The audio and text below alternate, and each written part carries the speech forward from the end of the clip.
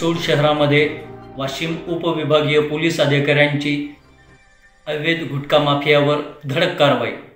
रिसोड शहर हे अवैध धंद्याचे माहेरघर झाले आहे। गुटखा माफिया, वरली मटका, वाहतूक यासारखे धंदे रिसोडात सर्रास चालू आहे। यापूर्वी 3 नोव्हेंबरला वाशिम येथील SDPO अधिकारी नवदीप अग्रवाल साहेब व त्यांच्या टीमने लोणी फाट्यावर 31,000 रुपयाचा गुटखा माल पकडला होता।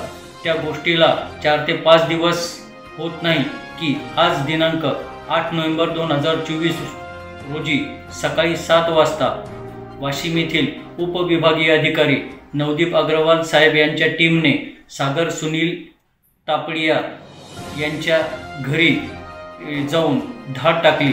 त्यामध्ये त्यांच्या घरातून गुटखा व 4 चाकी गाडीसहित 8,69,639 रुपयाचा मुद्देमाल जप्त केला आहे। यामध्ये सागर सुनील तापडिया व सुनील रामसिंग तापडिया या दोघांना ताब्यात घेण्यात आले व पुढील कारवाई माननीय पोलीस अधीक्षक अनुप तिथं